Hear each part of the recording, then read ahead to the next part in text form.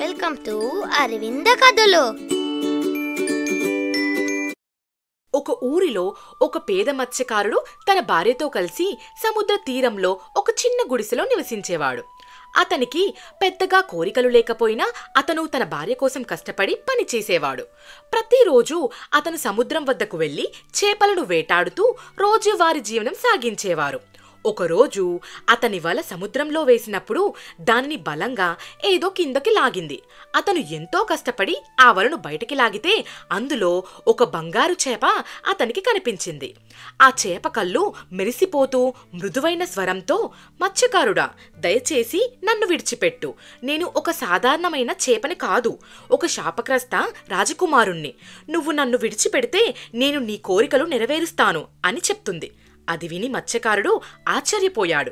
కాని అతను చాలా మంచివాడు, సహాయ స్వభావం కలవాడు. అందుకే నాకు ఏమీ కోరికలు లేవు, నీవు వెళ్ళిపో, స్వేచ్ఛగా నీ జీవితాన్ని సాగించు అని చేపను నీటిలో వదిలేశాడు. ఆ రోజు సాయంత్రం ఇంటికి వెళ్లి భార్యకు జరిగిందంతా చెప్పాడు. అది విని ఆమె కోపంగా, నీవు బంగారు చేపని వదిలేస్తావా? కనీసం మన కోసం ఒక ఇల్లు అడగవలసింది అని అంటుంది. తిరిగి అతని చేప దగ్గరకు పంపించి తన కోరికగా ఇల్లు కావాలని అడగమంటుంది. దానికి ఆ మత్స్యకారుడు తనకి నచ్చకపోయినా భార్య కోరిక తీర్చడం కోసం సముద్రం వద్దకు వెళ్లి చేపను పిలిచి తన భార్య కోరిక నెరవేర్చమని అడిగాడు. దానికి బంగారు చేప, అలాగే నువ్వు గుడిసె దగ్గరికి వెళ్ళు, అక్కడ ఇల్లు ఉంటుంది అని చెప్పి నీటిలోకి వెళ్ళిపోయింది.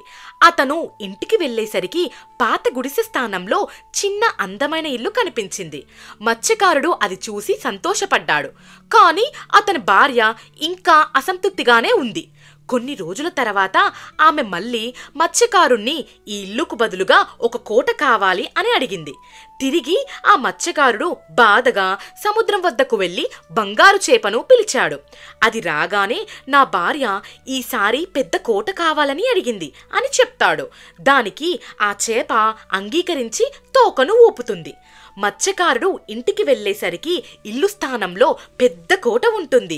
అది చూసి భార్య సంతోషపడినట్లు కనిపించింది, కానీ అది ఎక్కువ కాలం నిలబడలేదు. కొన్ని రోజుల తర్వాత ఆమె మళ్ళీ మత్స్యకారుణ్ణి పిలిచి ఇప్పుడు నాకు రాణి పదవి కావాలి అని అడిగింది. అది విని మత్స్యకారుడు భయపడిపోయాడు. నీవు హద్దు మీరుతున్నావు, ఆ చేప ఎంతవరకు మన కోరికలు తీర్చగలదు అని అంటాడు. అయినా మత్స్యకారుని భార్య అది పట్టించుకోదు. మత్స్యకారుడు సముద్రానికి వెళ్లి చేపను మళ్లీ కోరిక అడుగుతాడు. అది విని చేప, నువ్వు ఇంటికి వెళ్ళు, ఈసారి నీ భార్య రాణి అవుతుంది అని అంటుంది. మత్స్యకారుడు ఇంటికి వెళ్లేసరికి రాజసింహాసనం మీద బంగారు కిరీటం ధరించి భటుల మధ్య నవ్వుతూ అతని భార్య కనిపిస్తుంది. కొన్ని రోజుల తర్వాత భార్య మళ్లీ అసంతృప్తిగా మారింది. ఈసారి తాను సామ్రాజ్యమే కాదు, భూమి, ఆకాశం, సముద్రం అన్నిటినీ పాలించాలి అనుకుంది. తిరిగి మత్స్యకారుని చేప వద్దకు పంపించింది. అప్పుడు మత్స్యకారుడు చేపకు జరిగిందంతా చెప్పాడు. అది విని చేప నీటిలోకి వెళ్ళిపోయింది. ఆ క్షణం భీకరమైన తుఫాను, ఆకాశం మెరుపులతో నిండిపోయింది. పెద్ద అలలు రావడం ప్రారంభమయ్యాయి. కొద్దిసేపటికి కోట, సింహాసనం, రాజ్యం అంతా నీటిలో మునిగిపోయి అందరూ అదృశ్యమైపోయారు. కొంత సమయం తర్వాత మత్స్యకారుడు తిరిగి కళ్ళు తెరిచాడు. అప్పుడు తిరిగి అతను పాత గుడిసె దగ్గరే ఉన్నాడు. అతని భార్య పాత చిరిగిన బట్టలు ధరించి దుఃఖంగా అక్కడే కూర్చొని ఉంది. ఇక అతను సముద్రం వద్దకు వెళ్ళొద్దని నిర్ణయించుకున్నాడు. మనకు ఉన్నంతలో సర్దుకుపోదాం అనుకునేవారు ఆనందంగా ఉంటారు.